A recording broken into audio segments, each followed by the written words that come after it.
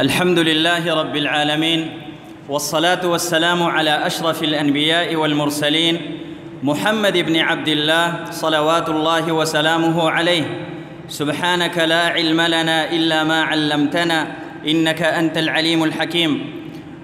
اللهم علمنا ما ينفعنا وانفعنا بما علمتنا وزدنا علما. اللهم ارزقنا الإخلاص في القول والعمل. اللهم ارزقنا الإخلاص في القول والعمل. اللهم ارزقنا الإخلاص في القول والعمل. اللهم اغفر لنا ولمشايخنا ولكل من أعاننا في طلب العلم ووالدينا ووالديهم والحاضرين والمسلمين جميعا. أما بعد، سب سے پہلے میں اللہ رب العالمین کا شکریہ ادا کرتا ہوں قبل کل شیء و بعد کل شیء کہ اللہ رب العالمین نے ہمیں مسلمان بنایا. مسلمان بنانے کے بعد اللہ رب العالمین نے ہمیں صحیح عقیدہ اور صحیح منہج والا بنایا. اس کے بعد اللہ رب العالمین نے ہمیں 2-4 کلمات سیکھنے کا اہل بنایا. اس کے بعد اللہ رب العالمین نے ہمیں یہ 2-4 کلمات آپ تک پہنچانے کا اہل بنایا. اور اسی طرح اس کے بعد میں جامعہ کے محتمم فضیلت الشیخ عمران عریف حفظہ اللہ کا شکریہ ادا کرتا ہوں، جو کہ دن رات انتھک محنت کرتے ہیں جامعہ کی ترقی کے لیے اور علم کی فنون کی سربلندی کے لیے. اللہ رب العالمین ان کو اجر دے اور ان کو اللہ رب العالمین مزید توفیق دے تاکہ بہتری کی طرف اسی طرح قدم بڑھاتے رہیں.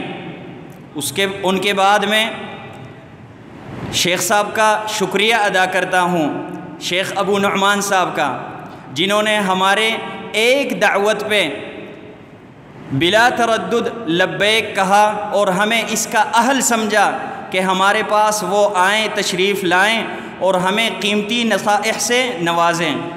اسی طرح ان کے بعد میں جو مہمان یہاں پہ تشریف لائے ہیں ان کا شکریہ ادا کرتا ہوں. اس کے بعد اپنے عزیز طلباء کا شکریہ ادا کرتا ہوں جو یہاں اس جامعے کے اپنے طلباء ہیں اور اسی طرح جو دوسرے جامعات سے تشریف لائے ہیں.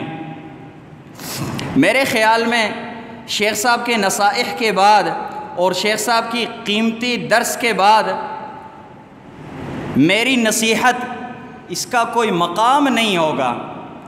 اور اس کی مثال میرے خیال میں، اور شاید آپ موافقت کریں، اس کی مثال یہ ہوگی کہ انسان پہلے وضو کرے اور وضو کے بعد پھر آ کے تیمم کریں.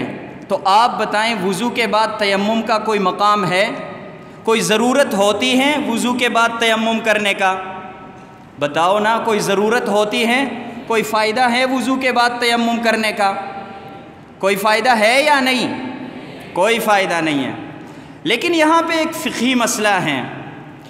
حنابلہ کا موقف یہ ہے کہ جس انسان نے وضو کیا اور اس کے ہاتھ پہ پٹی لگی ہو، جس کو جبیرہ کہتے ہیں، اس کے ہاتھ پہ یا وضو کے اعضاء میں سے کسی عضو پہ پٹی لگی ہو، یا انسان کے پاس پانی کم ہو، تو وہ کیا کریں؟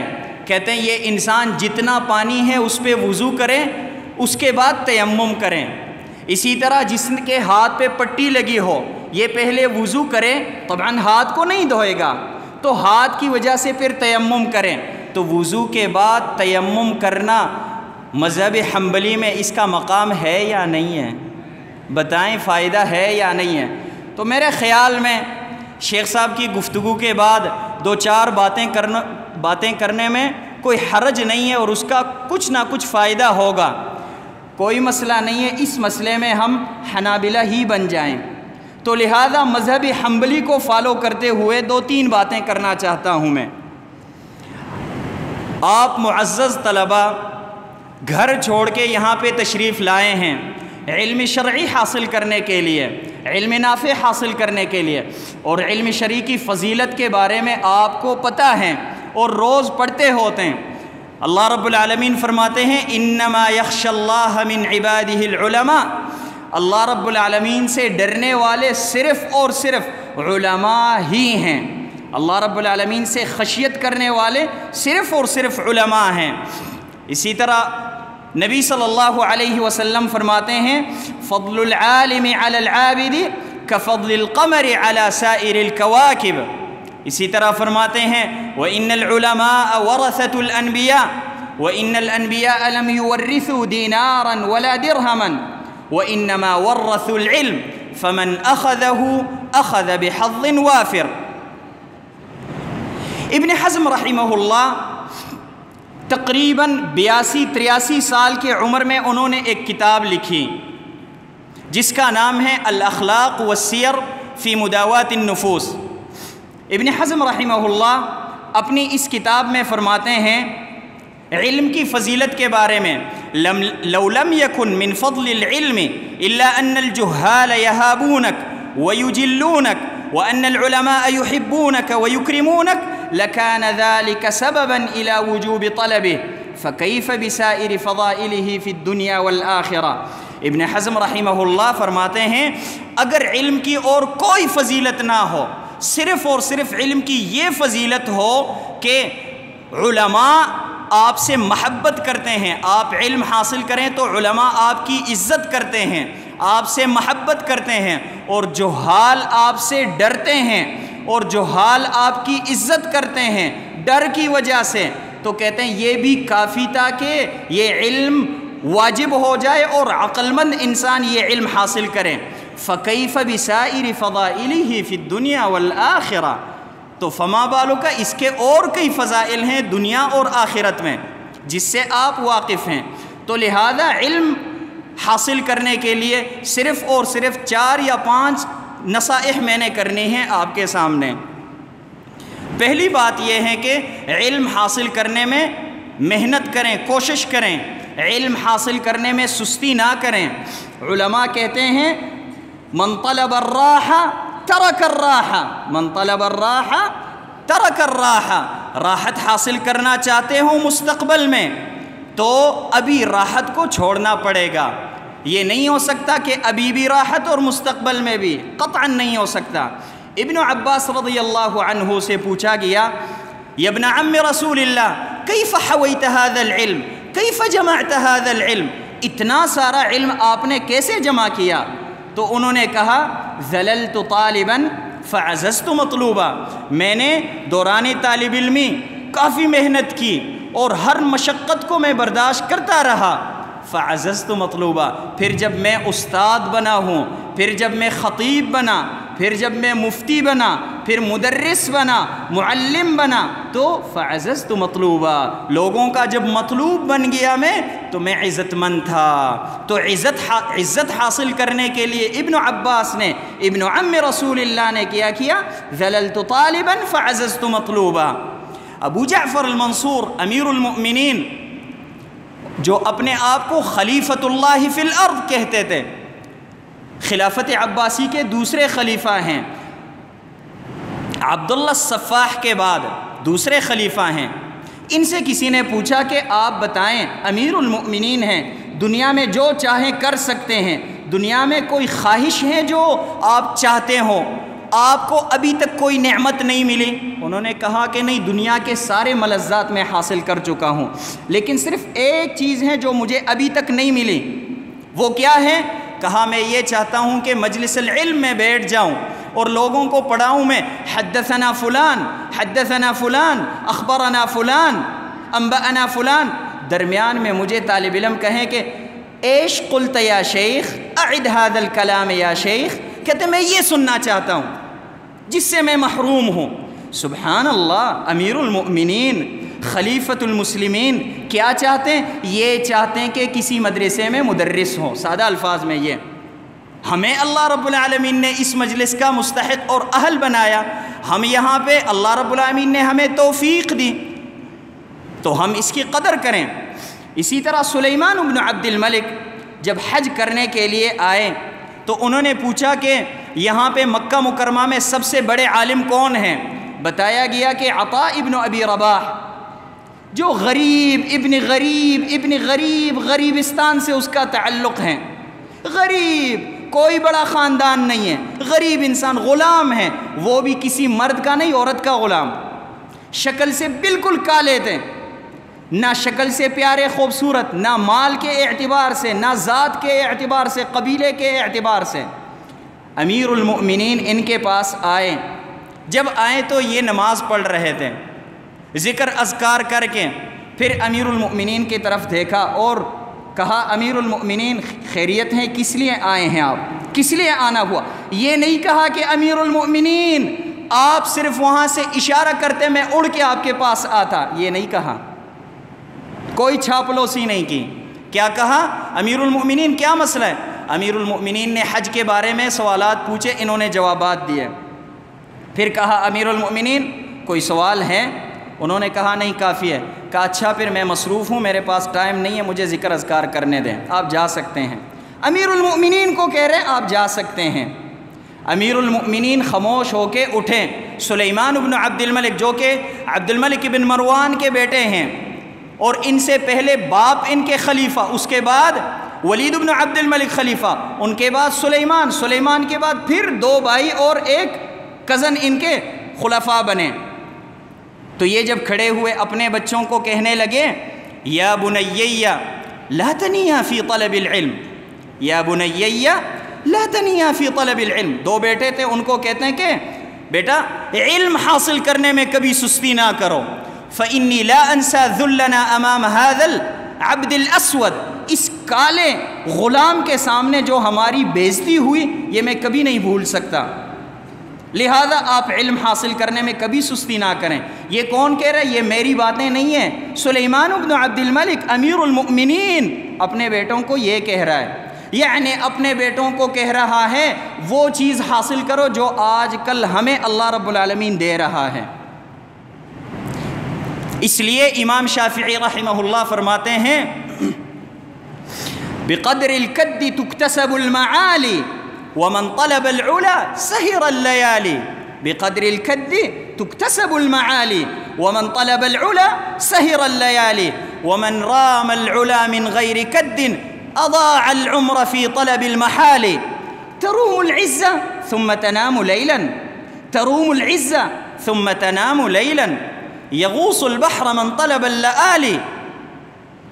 کہتے ہیں آپ عزت چاہتے ہو، بڑا مقام چاہتے ہو، من یشار الیہ بالبنان بننا چاہتے ہو، اور پھر رات کو سوتے بھی ہو، ایسے نہیں ہو سکتا۔ جس کو موت چاہیے ہو وہ سمندر میں غوطے لگاتا ہے، سمندر میں اندر داخل ہونا پڑتا ہے۔ تو علم حاصل کرنے کے لیے بھی محنت کی ضرورت ہے۔ اس کے بعد علم ہے کیا؟ علم ہے کیا؟ علم کی مختلف تعریفات ذکر کرتے ہیں علماء، جو بہترین تعریفات ہیں ان میں سے ایک تعریف آپ سن لیں، یاد کرنے کی کوشش کریں۔ ملا علی قاری رحمہ اللہ مشکات کی شرح میں لکھتے ہیں، مرقات المفاتیح میں کتاب العلم کے شروع میں کہتے ہیں علم کیا ہے؟ العلم نور فی قلب المؤمن، العلم نور فی قلب المؤمن مقتبس من مصابیح مشکات النبوہ، من الأقوال المحمدية والأفعال الأحمدية والأحوال المحمودية، يهتدى به إلى صفات الله، يهتدى به إلى الله وصفاته وأفعاله وأحكامه، فإن حصل بواسطة البشر فهو كسبي، وإلا فهو العلم اللدني المنقسم إلى الوحي والإلهام والفراسة۔ یہ علم کی تعریف ملا علی قاری رحمہ اللہ نے کی ہے۔ ابن القیم رحمہ اللہ فرماتے ہیں والجہل داء ہالک وشفاؤہ، والجہل داء ہالک وشفاؤہ امران فی الترکیب متفقان، نص من القرآن او من سنت، نص من القرآن او من سنت، وطبیب ذاک العالم الربانی۔ علم کیا ہے؟ کہتے ہیں یہ جہل ایک بیماری ہے، اس کا علاج کیا ہے، اس کی دوائی کیا ہے؟ 2 چیزیں ہیں، قرآن اور سنت۔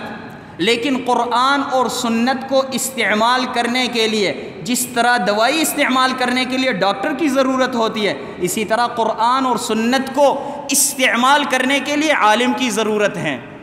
تو ہم علم حاصل کرنے کے لیے نکلے ہیں، اللہ رب العالمین ہمیں ڈاکٹر بنائیں تاکہ ہم علم حاصل کریں اور لوگوں کو تعلیم دے سکیں، لوگوں کی بیماریاں دور کر سکیں۔ دوسرے نمبر پہ طالب العلم کو چاہیے کہ اپنے علم پہ، کیے ہوئے علم پہ عمل کریں۔ نبی صلی اللہ علیہ وسلم فرماتے ہیں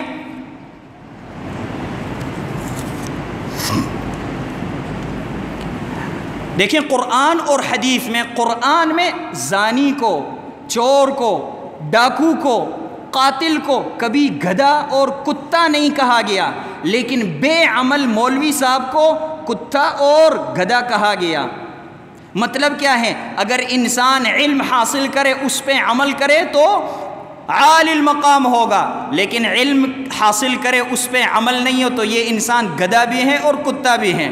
اللہ رب العالمین فرماتے ہیں مثل الذین حملوا التوراۃ ثم لم يحملوها كمثل الحمار، یہ گدھے کی طرح ہیں، علم کرے اور اس پہ عمل نہ ہو، بے عمل لوگ یہ گدھے کی طرح ہیں۔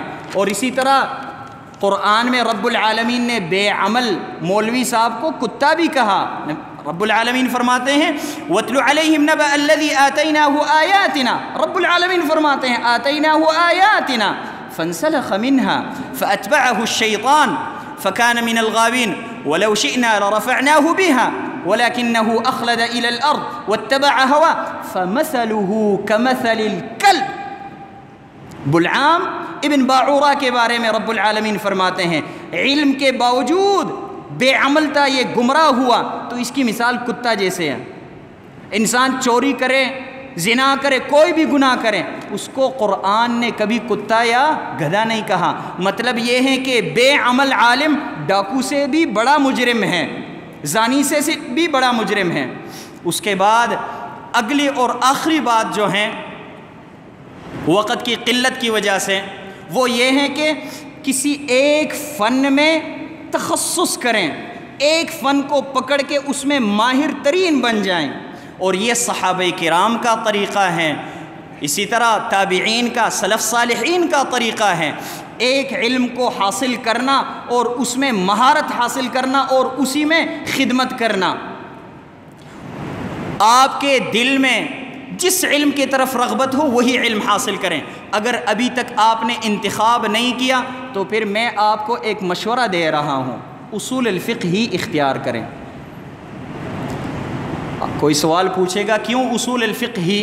جواب اس کا یہ ہے آپ اگر اصول الفقہ اختیار کریں تو آپ وہ کمالات حاصل کر سکتے ہیں جو باقی علوم کے ساتھ نہیں حاصل کر سکتے۔ اس کے لیے ایک مختصر مثال سن لیں۔ امام شافعی رحمہ اللہ جو کہ 150 میں پیدا ہوئے، 204 میں فوت ہوئے ہیں۔ امام شافعی رحمہ اللہ مکہ مکرمہ میں اصول الفقہ پڑھاتے تھے۔ احمد بن حنبل رحمہ اللہ مکہ مکرمہ آئے تھے اور ساتھ اسحاق ابن راہوی بھی تھے۔ امام احمد، اسحاق ابن راہوی اور یحییٰ ابن معین یہ تینوں بچپن کے دوست تھے، ایک ہی جگہ پہ علم حاصل کرتے تھے عراق میں۔ امام احمد اور اسحاق بن راہوی مکہ مکرمہ میں آئے تھے، یہ واقعہ غور سے سنیں۔ مکہ مکرمہ میں آئے تھے، امام احمد امام شافعی کے پاس گئے، سنا کہ یہ کیا پڑھا رہے ہیں، اصول الفقہ پڑھا رہے تھے، مجلس میں حاضر ہوئے۔ بعد میں اسحاق کو کہا، اسحاق بن راہوی کو، کہ امام احمد پڑھا رہے ہیں، آئیں ان کے مجلس میں حاضر ہو جائیں۔ اسحاق بن راہوی نے کہا ہم 2-4 دن کے لیے آئے ہیں، بڑے بڑے علماء کے پاس جائیں، ہم شافعی کے پاس آئیں، نوجوان ہے یہ، بزرگ علماء کے پاس جائیں ہم۔ امام احمد نے کہا کہ چلیں ایک مرتبہ جا کے بیٹھ جاتے ہیں، اگر مزہ آیا تو صحیح، نہیں تو پھر کل سے نہیں جائیں گے، کوئی مسئلہ نہیں ہے۔ امام احمد کو پتہ تھا کہ یہ بندہ ایک مرتبہ آئے یہاں پہ پھر جانے کو دل نہیں کرتا۔ اسحاق بن راہوی یہاں پہ آئیں، اسحاق بن راہوی نے جب مجلس دیکھی تو اگلے دن سے ان کے ساتھ ہی حلقے میں شامل ہوئے، باقی حلقات العلم میں نہیں جاتے تھے، امام شافعی کے پاس آتے تھے۔ امام احمد رحمہ اللہ 164 میں پیدا ہوئے، 241 میں فوت ہوئے۔ امام شافعی رحمہ اللہ 150 میں پیدا ہوئے، تقریباً 10-11 سال کا فرق ہے۔ ان سے اسحاق بن راہوی امام احمد سے 3 سال پہلے پیدا ہوئے اور 3 سال پہلے فوت ہوئے۔ مطلب کیا ہے، کب پیدا ہوئے؟ 161 میں، امام احمد 164 میں پیدا ہوئے، تو عمر کا کم فرق ہے۔